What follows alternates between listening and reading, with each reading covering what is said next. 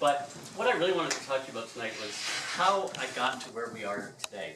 Why I was interested in the windows, why I needed to find these products. Because over the years, as Rob mentioned, 20 years, we've been building our own houses for our own use, and along the way we've made quite a few mistakes, as I'm sure everybody has, but some of those mistakes were learning possibilities for us. So I'd just like to sort of go through some of the projects that we did, explaining to you the positives and the negatives, and it's kind of a good explanation of how we got to where we are. So we talk about passive house. So first of all, I'm not sure if everybody knows what passive house is. Sorry, next slide. Thank you. So what is a passive house? Passive house is a construction concept, okay?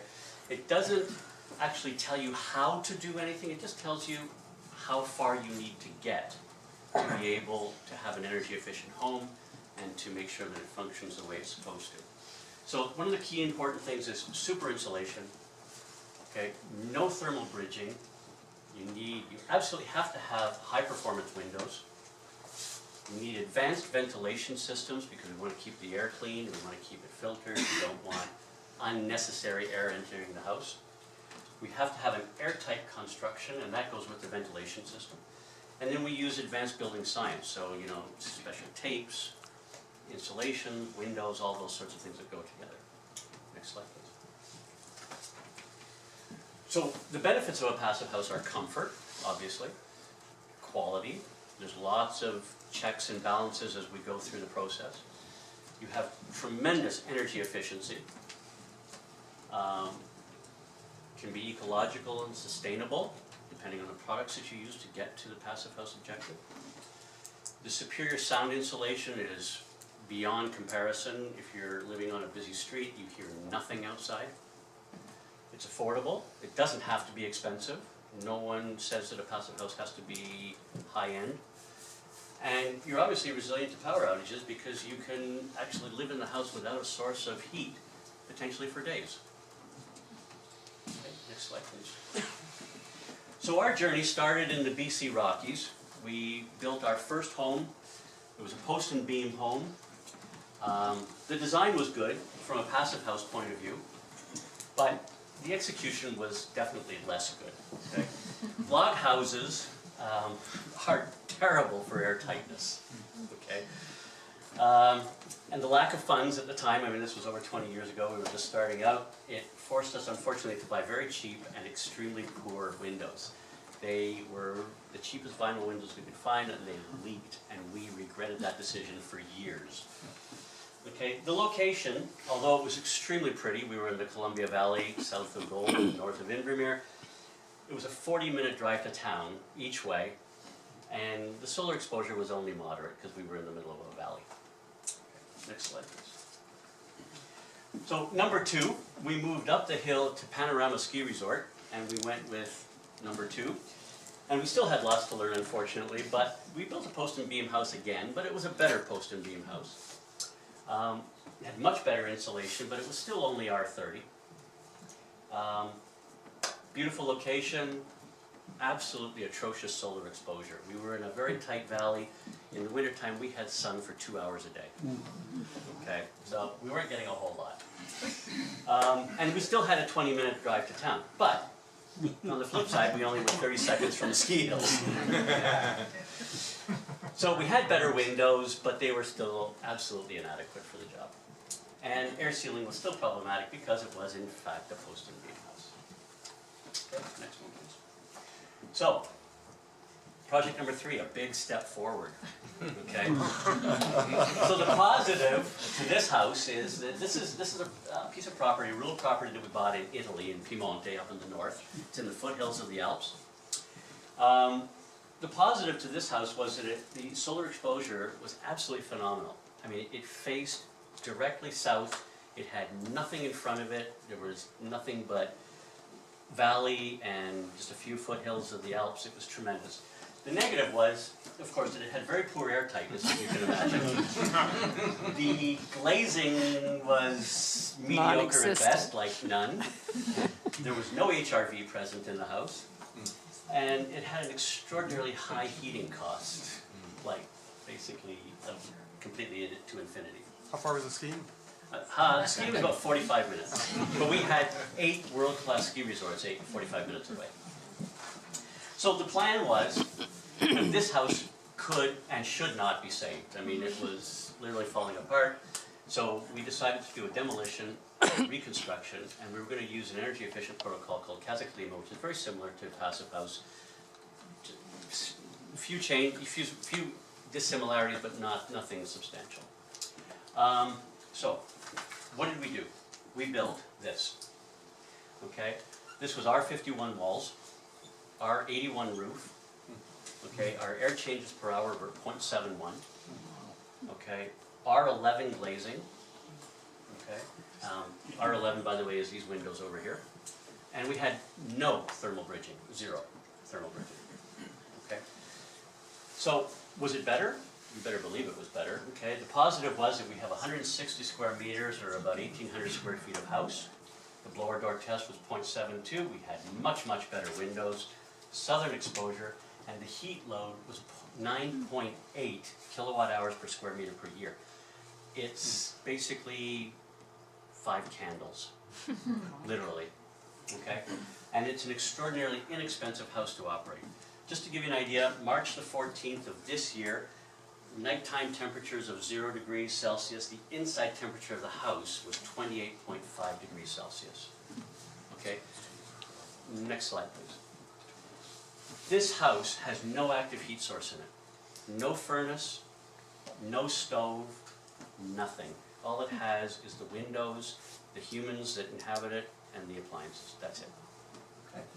We have free domestic hot water for 8 months a year with the solar panels that are on the roof. Of course, we have the large windows, which are largely accountable for all the heat gain that we get. It's a large, open space concept house. We have well-controlled humidity through the enthalpic HRV. The house, in the wintertime, with no direct sun, takes 4 days to cool down. Okay? It never, ever goes below 15 degrees Celsius. Okay?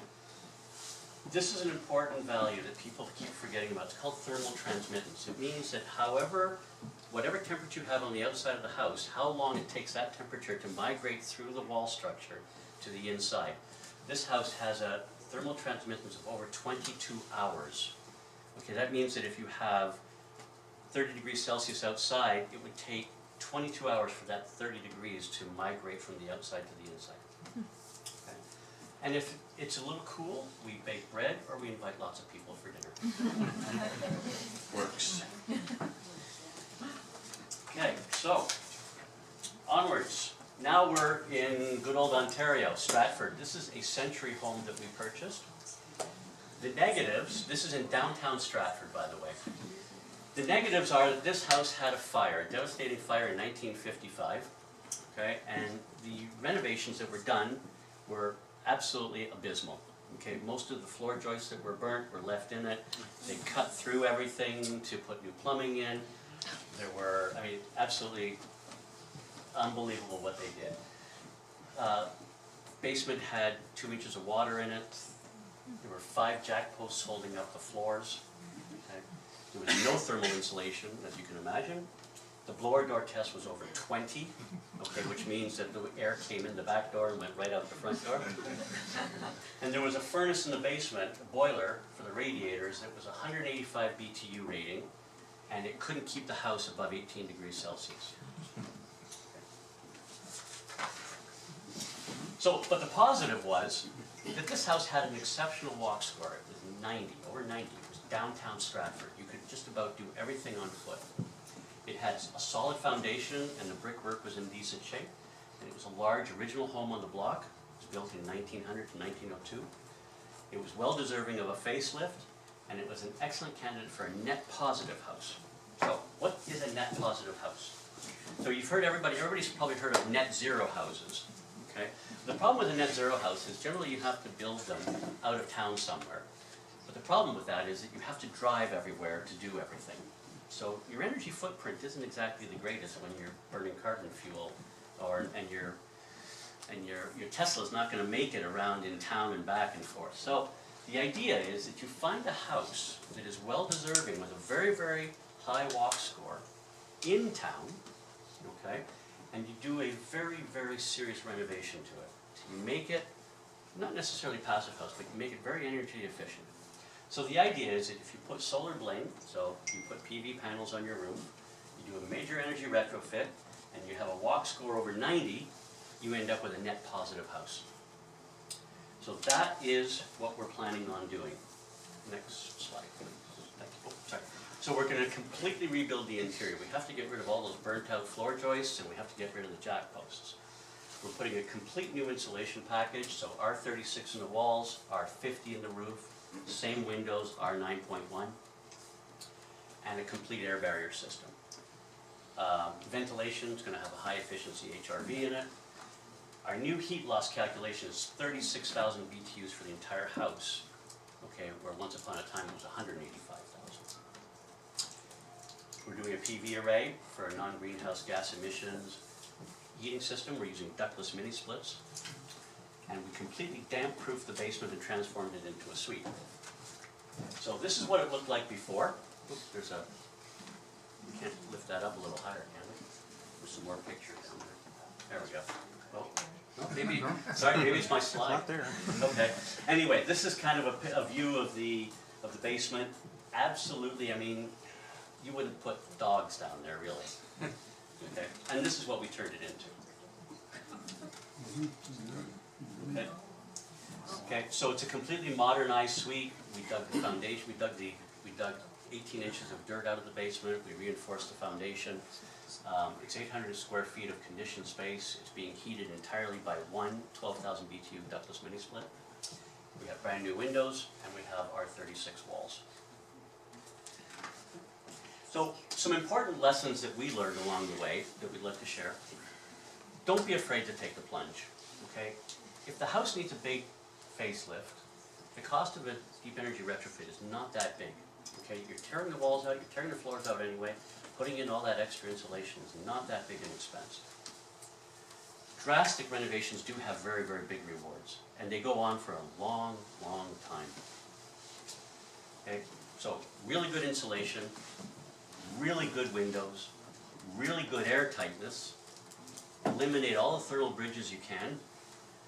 Orientation is very important, but it's not always possible, especially when you're in an old house in the city. You can't move the house.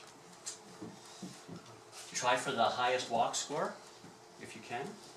Deciduous trees and natural vegetation for shading in the summertime. Ontario summers are very hot. Try to give the natural shading. And last, but definitely not least, always listen to your wife because she knows best about design and all that stuff. So that's how we got to where we are. As I said, it's been absolutely fantastic. We've been doing it for 20 years. And every day we're learning something new. I cannot say that we know it all because that would be absolutely a lie. But you know what, we've learned a lot over the years and we like sharing it, which is why we got into the window business, because it was terrible, the kind of windows that were available in North America, so we needed to improve that. So, enjoy your evening.